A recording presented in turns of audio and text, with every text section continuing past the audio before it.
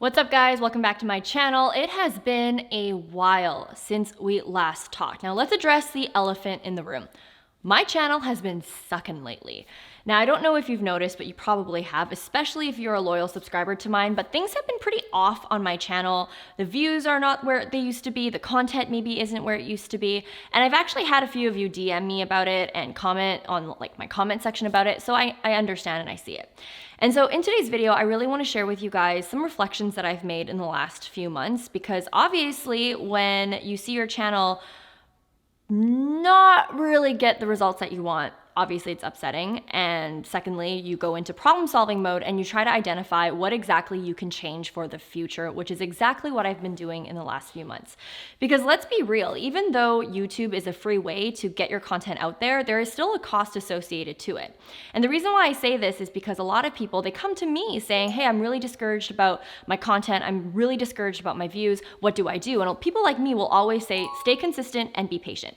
But I understand that there is still a cost. Even if it's a free platform, there is a cost to your time, and sometimes there's a monetary cost to running a YouTube channel. Whether that is your equipment, hiring video editors, buying or downloading video software, and the time that you spend scripting, editing, researching, just producing, promoting, everything on your YouTube channel. And so when you notice that your content isn't performing the way that you want, naturally you're gonna feel disappointed. You're gonna feel like you wasted your time, you wasted your resources, and all of that. Now, the truth is that it's never gonna be a waste, because YouTube is an evergreen machine, in a sense where a video that you post today could get thousands of views 2 months from now, 3 months from now. It's very different than Instagram, let's say, where Instagram values recency. YouTube doesn't more so value that as much. And so in today's video, whether you are a rookie YouTuber and you're just feeling exhausted pumping out content and not seeing the results that you want, or you are a seasoned YouTuber and you're noticing a huge drop or a huge decline or just a really bad season for your YouTube channel, or maybe you're someone who doesn't even have a YouTube channel, but you just want to get more insight on what you could do for the future so that you can maybe prevent the feelings of disappointment, then this video is going to be perfect for you. So make sure you stay until the end, because I know that these juicy tips are definitely going to help your channel in a way where I hope it's gonna help mine. All right, let's talk about the first learning lesson, and that is highly produced or overly produced videos do not always equal you getting more views on your content or on your channel. And the reason why I know this is because I dug into my analytics and I kind of filtered my best performing videos to my least performing videos. And what we found, surprisingly, was a lot of the videos that did really well were the same videos that I filmed years ago at my mom's house when I had less resources and less success than I do now. And I think as YouTubers and as content creators in general, we always want to self-improve, but oftentimes we channel that improvement to the wrong things. So for instance, I realized that back then, the videos that performed the best were the videos that had whatever lighting, whatever audio, whatever video quality, and yet they still got more views than some of the videos that I have today, where I've doubled my equipment budget, where I have fancy video editors and all the bells and whistles. And oftentimes I'm realizing too that adding too much of that can also retract away from the message that you want to send on your channel and the story that you want to tell or the connection that you want to build with your audience. So if I actually look at the last run of videos I did, we did so many extra things. I had 2 camera angles going on, so we tried this dual camera angle situation. We added music, we layered a lot of music to create cool vibes. We did a lot of B-roll, we did just all the things. And what ended up happening is that those videos didn't get nearly as many views as my previous videos where we didn't have all those bells and whistles. And so what I want to say to you guys is that oftentimes it's really easy to compare yourself to other YouTubers who've got all those bells and whistles and quickly associate their success to those upgrades that they've made on their channel. But what I'm realizing today is that the difference between your iPhone, a $200 camera, a $1,000 camera, those differences aren't really going to contribute that much to the success of your channel. Ask yourself, can people clearly see you on camera? Yes. Can people clearly hear you? Yes. If so, that is enough. Move on and focus more of your attention of actually creating good content that's going to hook someone from beginning to end. Another thing too that I realized is that what made me successful back then could have been the fact that I wasn't successful. Perhaps why people loved watching me was the fact that they knew my story and they knew that I was filming videos at my mom's house and they knew that I was just up and coming YouTuber just trying to make it like everyone else. And so take ownership and take pride in the fact that you are just starting out. And I think that's why TikTok is such a great platform and why people love TikTok content nowadays, is because if you look at some of the most viral videos that go off on TikTok, they're all filmed on the iPhone. They're all basically edited. There's no crazy effects or crazy things that go on. It's all just very organic looking. And you have to remind yourself that maybe that's the reason why people like you. There's a reason why people like watching YouTubers over Hollywood stars that've got big production teams behind them, all the things. And there's also a reason why people maybe like to watch TikTokers nowadays instead of watching YouTubers who have the fancy bells and whistles. People love supporting content creators who remind them of themselves. And so although I'm still going to keep the cameras and all the equipment that I bought, that's just advice to you if you're watching this, is take ownership and pride in the fact that you are starting small, and don't try to overcompensate on your channel by adding those bells and whistles, because at the end of the day, if your content isn't good, if you're not able to engage your audience from end to end, then it's kind of a waste of money, not gonna lie. All right, let's talk about the second lesson that I've learned so far, and that is innovation is good, but focus and double down on the things that are already working, and also don't fix what's not broken. And what I've learned in the last few years of creating and starting my YouTube channel and all of that is that I get bored sometimes. And when I get bored, my creativity just kind of goes off the wazoo and I suddenly want to change everything. So for instance, let's use my thumbnails as an example, because actually a few of you have DM'd me about how you guys hate my thumbnails recently, and I get it. And because of those DMs, I asked myself, okay, well, why? Like, what did I change about my thumbnails? Let's look at the analytics. How come the views are low? And so we looked at our click-through rate, and very similar to how we ranked our videos from best performing to least performing, we did the exact same thing with our thumbnails. And guess what we found? We found that some of my highly clicked videos, those thumbnails were the same thumbnails that I made years ago, right?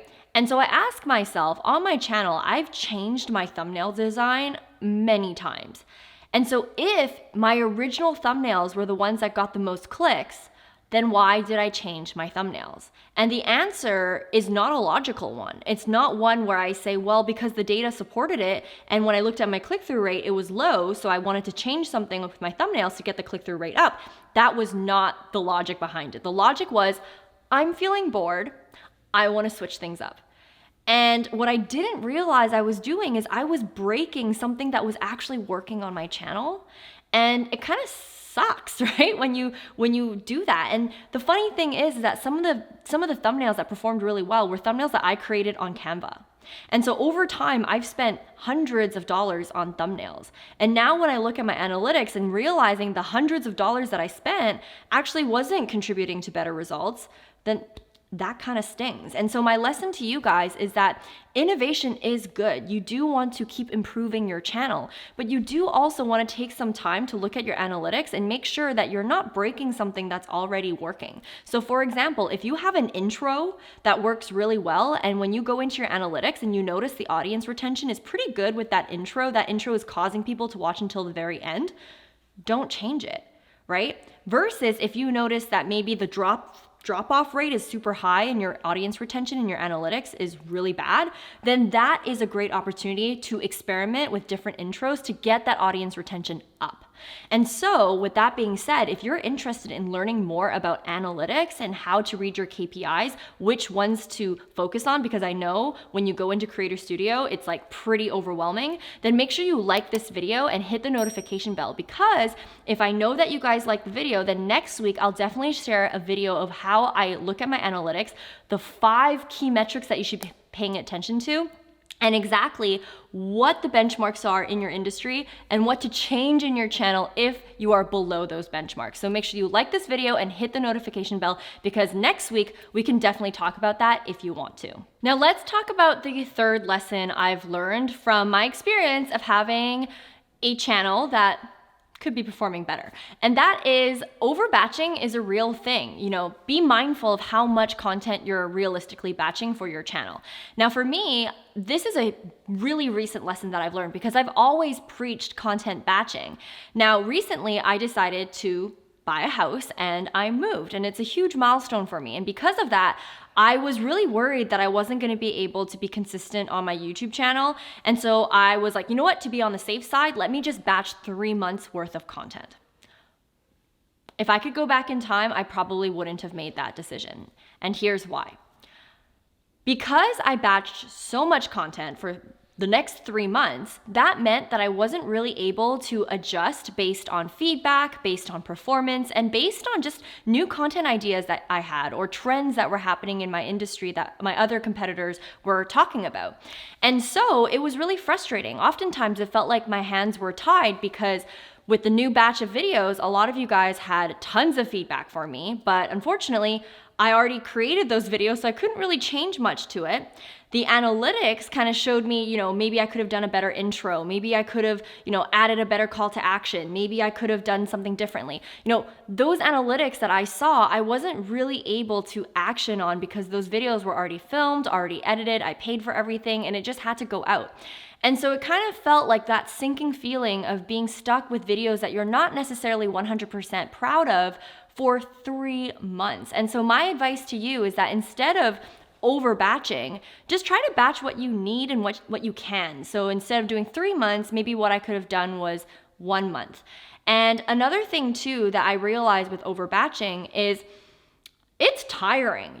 Needing to batch 12 videos in one go really affects how you show up in your videos, the energy that you bring to the table. And what was really interesting is out of all of my videos, the recent batch that I did had the most comments about, hey, Vanessa, you seem really off. You don't seem really energetic here. You don't seem the same. And it's because those videos were all batched. I was filming 4 videos in one day. So obviously in the tail end of that day, all those videos, I'm not bouncing around, I'm not energetic, I'm tired. But the audience doesn't know that. Some people don't know that it's batched. They see videos as individual content pieces.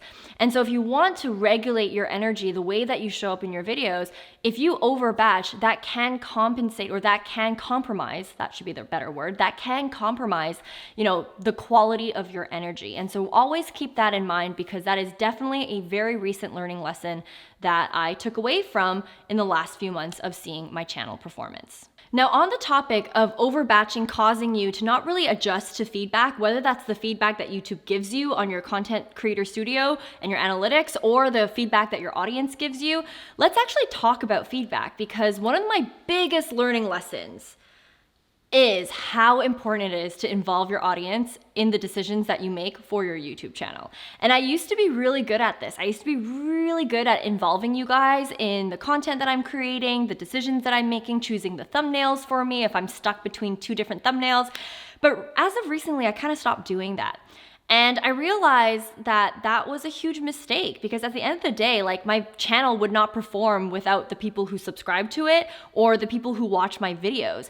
And so now, because I've learned from that, I've been really diligent in making sure that if I'm doing drastic changes on my channel or if I am stuck with content ideas, that I just poll my audience.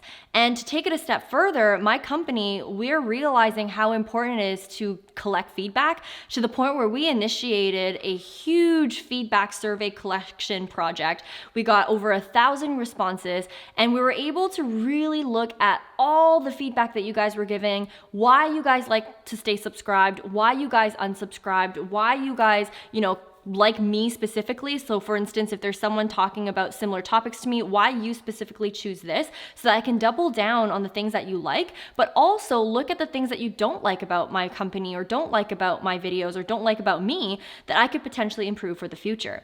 And so what I'm trying to say here is that if you want more views, if you want more subscribers, if you want the success here on YouTube, what's important is the relationship that you have with your audience. And it's really easy to lose sight on that. It's easy to kind of just think about the bells and whistles that you need. Think about the camera, the equipment, who you need to hire, how you can scale your business. But in the process of that, don't forget that the people who made you successful are the ones that you should really be prioritizing and tapping into. Now, obviously, as you grow and scale your business, you're not going to be able to cater to everyone, and boundaries are also really important. And that's another thing that I could talk about in a future video if you would like.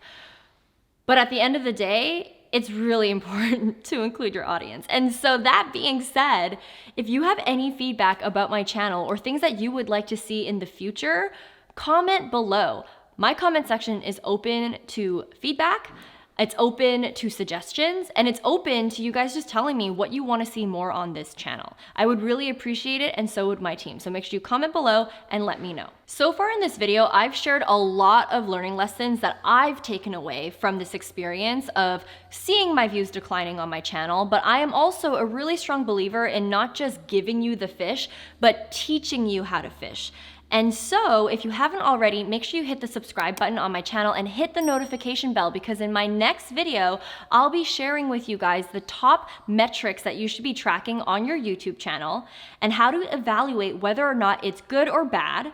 And if it's bad, what exactly you can change on your channel to get those numbers to be up, whether that's views, watch time, audience retention, or click-through rate, or whatever else. So make sure if you haven't already, hit the notification bell, like this video so I know you want the video, because I promise you it's really going to empower you to be able to make data-driven decisions on your channel so you don't break what's not already broken and you're able to fix the right thing so you can get the results that you want. Now, if you like today's video, I have a lot of videos in my library about YouTube, about content creation, about all these things. So make sure you also check out these 2 videos that I have right here as well. As always, guys, I appreciate you. I hope you guys have a great day, a great week, and a great life, and I will see you in my next video. Thank you so much for your support, and I cannot wait to see you next week.